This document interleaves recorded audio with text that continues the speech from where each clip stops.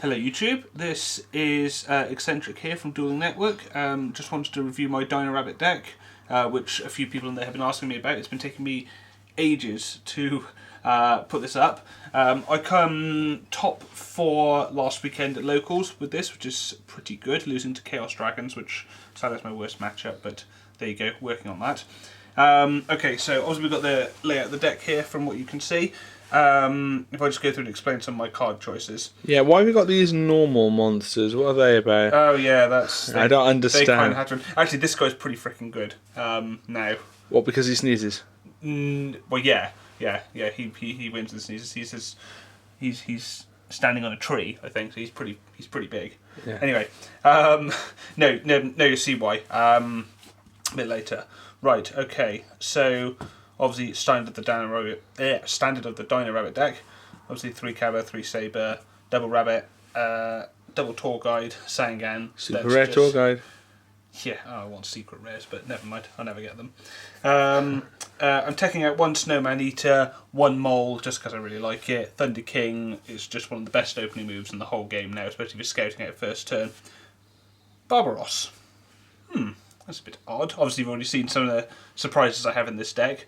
I really like Beast King Barbaros because, I'll explain a bit further with some of the traps, but one of the biggest problems I find with Dino Rabbit is that the issue with a lot of techie decks like this is that they find it hard to get over monsters with more than 2,500 attack points. So Barbaros teched with a couple of other cards in my deck is just absolutely absurd, and it really makes up for that balance power. But anyway, so I'm running the bare minimum monsters there. That's just 17 monsters, because when you get a hand of monsters, your deck just fails you, or I find anyway. I'm not playing effective in this deck because I found a much better card, which you'll see in a second. We've seen it already, but. Spells a staple, so you've got Monster Reborn, Dark Hole, 1 Soul Taker, which I find just works really well. So you can keep your power. If you've got Dark Hole and Soul Taker, it means you can play one and not the other, and good if you've already got a field present. Storm, 3 MST, 2 Pot of Duality, inspired by Tour Guide for Games Dino Rabbit article called The Evolution of Dino Rabbit. Gave me the idea behind that, and he said in essence you're only really going to be special summoning with Rescue Rabbit, Tour Guide, and Monster Reborn, well, and something else later on in the deck, which we'll see. And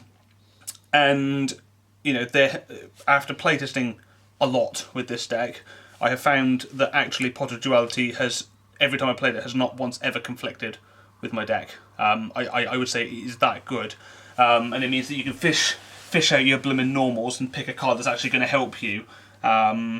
It's good for, obviously, turn 1, if you want to dig for Rescue Rabbit and go for a turn 2 play, or you want to just dig for Tour Guide or something like that and do the Rabbit Tour Guide play. It's good for getting combo pieces in your hand, which, yeah, it's just absolutely fantastic in this format. It really, really, really is. I would definitely say any Dino Rabbit player, if you can squeeze 2 of these in, definitely get them in if you're building a build like this. And Pot of Avarice, that's a staple. My traps were originally inspired by Bo Tang's build of Dino Rabbit at YCS Indianapolis. I think that's how you pronounce it. Indianapolis. Yeah.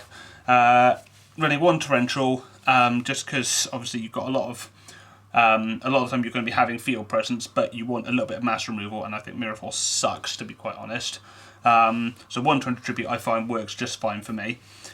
Judge, staple, 1 Warning. Again, inspired by Bo Tang, I was just trying out the idea of 1 Solemn Warning, but again, with another trap you'll see in a bit, I find 1 actually works quite well, or not well. I would have 2 if I could, but 1 works okay, and I would rather. It's not 2 or nothing. Yeah. I would always play 1 just for gauze, and that. Not that gauze is really a problem for this deck. I find, which is incredible to say, but I would rather play other traps than a Solemn Warning, which can be dead late game.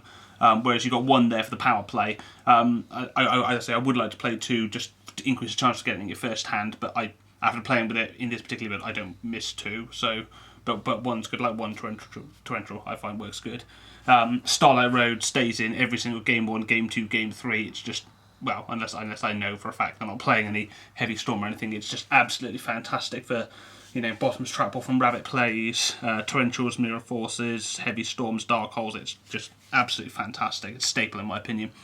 I prefer 2 of these, Compulsory Evacuation Device, over 2 Solemn Warning, because you can do more with it. For example, if you get Rescue Rabbit turn 1, and for whatever reason they Veiler it, you can just set Compulse, and if they try someone wants to swing over it, you can just bounce it back away, or if they chain MST or something like that and target your Compulse, you can just chain it and put Rabbit back to your hand. It's such a versatile card, and I find it works extremely well. Obviously, good for bouncing away Utopias and Stardust and things. 2D Prison, I love just mass removal. I love hardcore removal like D Prison. It's just absolutely fantastic. I mostly have it for Chaos Dragons, just because like Pulsar Dragon is such a bum. But it's just absolutely fantastic piece of removal, and I prefer it to Forbidden Lands. Yes, notice I don't run Forbidden Lands in this deck. Again, inspired by Tour Guide for Games article. It's just such a lackluster card compared to things like this and this that just really they get the job done. If they negate your summons with things like Solemn Warning and predicting you've got, Lance, then all you're using Lance to do is minimise the damage. Whereas with this, you can actually deal with the problem, or just use them in different ways. It's just absolutely brilliant. 2 Bottoms Trapball, probably the best trap card in the game at the moment. Really, really is, for so many different reasons. Okay, onto my techs. Not all my techs. Again, inspired by Evolution of Dino Rabbit article. Skill Drain and Call the Haunted. Skill Drain. It's just good against literally every single deck there is, except for Dark World and Heroes and Mr. Anti-Meta deck or whatever. But other than that, it pretty much hits every single deck there is. Every time I played this card, it just absolutely... Well, my opponents just rage about it, and it's just won me so many games. It's probably one of the sickest traps in the game at the moment. That's the reason why I only run 1 Snowman Eater as well, just because they can conflict a tiny little bit. But Skill Drain is just... Oh, it's just such a good card. And that's where I had the idea of to them for Barbaros, because I thought, that'll double up then and help me to deal with the power issues as well, so that I can use it to then take the game as well with just with Barbaros. The amount of games I've just sat behind a Skill Drain and a Barbaros, or even just a Barbaros that's been Skill Drained, So like turn 1, that's generates more turn 1 plays. You can just summon Barbaros, set Skill Drain. With the MST, you can just change Skill Drain, pay 1,000. All of a sudden, you've got a 3,000 Barbaros. They've got to deal with turn 1. That's pretty good in my opinion. And one of the only outs that most decks have, obviously, first turn is Dark Hole. So, and it's just such a good card. That's another reason as well why this is probably my favourite trap in the whole deck. It's called the Haunted. It's just such an incredibly versatile card. From picking Grand Mole, and just constantly bouncing. You've essentially got 1, 2, 3, 4 Grand Mole. Solemn Rabbit as well. Yeah. If they go Rabbit, what a lot of people do is they go Solemn Warning instantly before I banish it because they're scared of Tour Guide. To me, I prefer it in the grave because I can just get it straight back with Call the Haunted and people never see it coming. You can just bring back a Lagia with it that they've solemned, or they've got materials and then killed. You can bring back Lagia, but more importantly, you can bring back this guy, Barbaros, as well. Oh, you can bring back Sangan with it as well. Oh, there'll be Sangan if you... And Thunder King, if they activate a search card...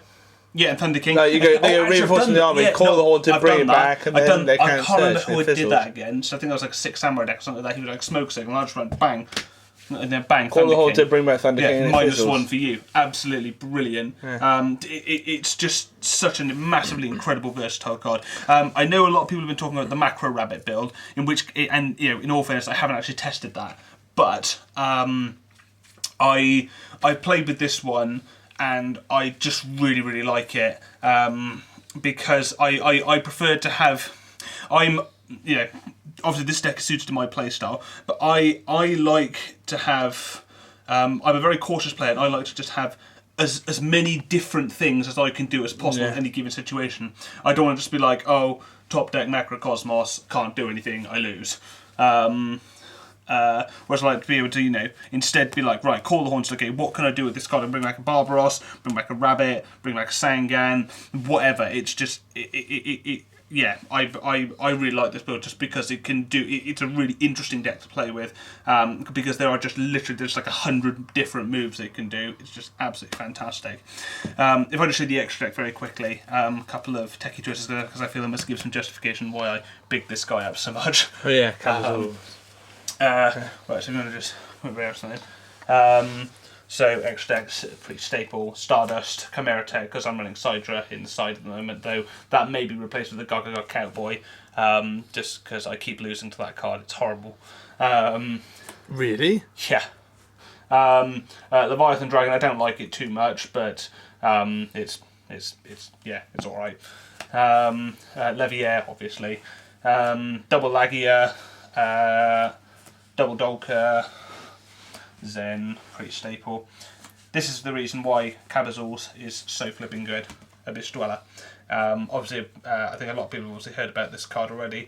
It's particularly good in windups and in Dino Rabbit. What are the materials, just so people know? It's any 2 level 4 monsters.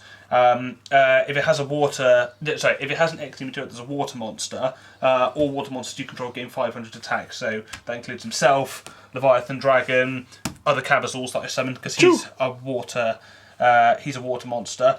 So and this card just absolutely mucks up Dark World, which is one of my 2 biggest matchups with Chaos Dragons as well. Yeah. So need to find an answer to them. But yeah, if anybody's got an answer to Chaos Dragons, then let us know. anything, because I just keep losing to them. They're horrible. But anyway, so Abyss Dweller is just absolutely fantastic card. Photon Papilloperative, just because it can just steal games. It's brilliant.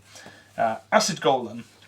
I'm running it in this particular build because it doubles up with Skill Drain, and people, again, they just don't see it coming. Someone Acid Golem, they think, oh good, he's going to be dead in a couple of turns. Flip up Skill Drain, and all of a sudden I've just got a 3000 beat stick on the field. Comes great off the back of Tour Guide. Yeah, absolutely. Yeah, Tour Guide into Sangan or Tour Guide, set Skill Drain, make Acid Golem. Yeah, I've done it so many and that's games. another 3000 beater like Barbarous. Exactly. I had one game my opponent summoned a BLS and I had Acid Golem on the field and I just flipped Skill Drain, and then they're just like, right, well... Then all they can do is stalemate it. Yeah, and then I just went Soul Taker and attack directly. And then that's another Call of the Haunted target as well. Yeah. Because he doesn't need his... I mean, his effect is not good with his... it's not like when you Call of the Haunted a Utopia or something like that. Yeah, exactly. If you Call of the or Leviathan Dragon who can't attack... Yeah, exactly. You just Call of the Haunted Acid Golem and flip Skill Drain and job done. It's such a good card in this deck, because I mean obviously you've got a few other level 3s. I mean Grand Mole and Snowman Eater, which most. Oh yeah, Abyss Dweller affects Snowman Eater as well. Don't forget that. Does he gain defense as well? I know only attack. Yeah, attack. Yeah. Okay, Luke, I want you to go for game with Abyss Dweller and Snowman Eater. Yeah, one with the Swordsman of Landstar, I can win with this guy. Yeah. Actually, in all seriousness as well, Acid Golem's a water monster, so he'll go up to 3500 as well with Abyss Dweller on the field. Quite situational, I probably won't be summoning those 2 together because... But hell, if you can. Yeah, because if I flip Skill Drain, it'll get his effect anyway, but Acid Golem, very good card. The rest, Tempo, Maestro, and a Gemnite Pearl. I don't run Utopia in my extra deck. I don't like it. I would prefer to make, in this instance, a Gemnite Pearl that could swing other people's Utopias, then making a Utopia myself and then stalemating it. I just think Utopia is very much a card that you make when you're desperate. Yeah. And I'd rather have actual answers to cards than making... I mean, Utopia is a good card, if you want to defend your weaker monsters, but all of my monsters are pretty much standalone anyway, so I don't need to protect them. Plus I've got a ton of back row and I don't have the space for Utopia, but... anyway, so there you go, that's the Dino Rabbit deck. It's pretty fun to play with. You wouldn't think Dino Rabbit was fun, but... but it's got a nice twist to it. Yeah, it's got a couple of nice surprises. I really surprised people at regionals as well a couple of weeks ago with this deck. So let me know what you think. If you've got any comments or suggestions or whatever, then post below. Okay, thank you very much.